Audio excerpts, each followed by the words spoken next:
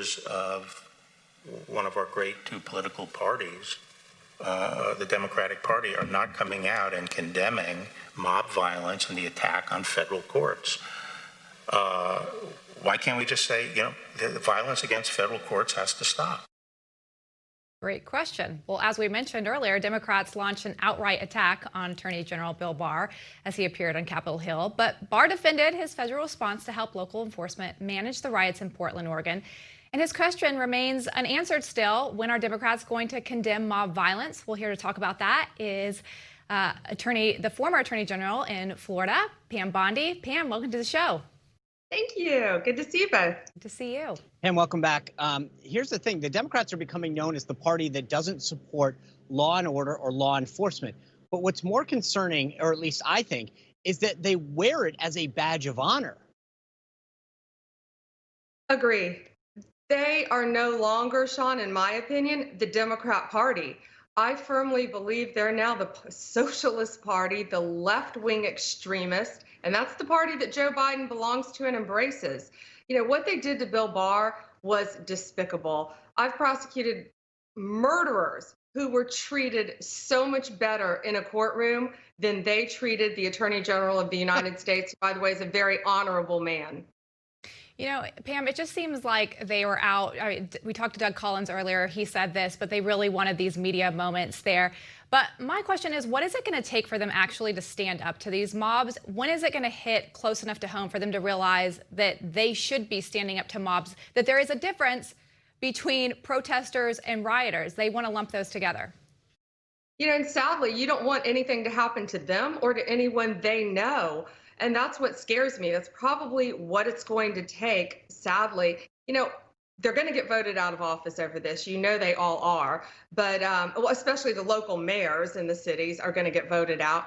But it's I don't know what it's going to take. And by the way, they all have security detail, which is very interesting to keep them safe. Yet they don't want the police to keep all the citizens safe. I mean, look at that scene you're seeing right now on the TV screen. That is no peaceful protest. I mean, look what they're doing to police officers. General Barr described, the few seconds that he got to talk when I think it was Jim Jordan or someone gave him the opportunity to answer the question that the Democrats didn't want him to answer. But, when General Barr talked about what about those U.S. Marshals that were inside the federal courthouse? I hadn't even heard that story in great detail, how they were inside. They were throwing in the rioters, the criminals were throwing in high-powered fireworks and then balloons filled with gas, trying to catch them on fire. I mean, that could be attempted murder, what they were doing to them. Yet they don't want the president of the United States to defend the U.S. Marshals. But, the DEA, the FBI, the U.S. Marshals, Homeland Security, they're going to do everything they can to keep people safe, whether these left-wing radical Nadler and company people want them to or not. Yeah, I mean, it's funny. They don't, not only was that, but I don't believe anyone was even prosecuted. I think the point you bring up about the security detail is amazing. How do you get into the car with those guys, look at them in a straight face and say, hey, please protect me, after you've just trashed everybody? But Pam, the thing that I think is really interesting, politically speaking, is Democrats held this hearing, obviously to score political points and because they thought it was to their political advantage. After it's all said and done, do you agree that this was a political mistake on their behalf? I do. I think, we talk about the Democrat Party and the left-wing radical party. I think it was a mistake because I think any human being is not going to find joy or comfort in the way they treated General Barr.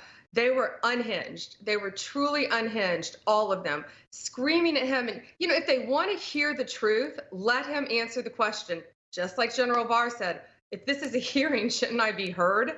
That was the point. So they asked the question. Pam, how many times did they say, I want to reclaim my time, Sean? If I could, it's funny though. There's a pattern here. CNN and MSNBC pulled away from the hearing because they didn't want people to hear. The Democrats didn't want people to hear Barr. The left doesn't want you to hear the truth. That's right. Well, look what they did during impeachment hearings. I had to live through Nadler and company during the impeachment hearings. That's exactly what they did. They would break off at times that they didn't want the American people to hear the truth. It was unbelievable what the media did during impeachment. So it's not surprising what they did to General Barr, but at least a lot of America got to see their very, very bad behavior. And that's a minimum. They should all be ashamed of themselves the way they treated that man. Bad member of Congress. Pam, it's always so good to see you. Thank you so much for being here and giving us all your insight. Thanks. You too. All right. Well, some of the biggest names in tech were in the hot seat today at the antitrust hearing. We'll talk about how this might affect their relationship with government going forward. Stay with us.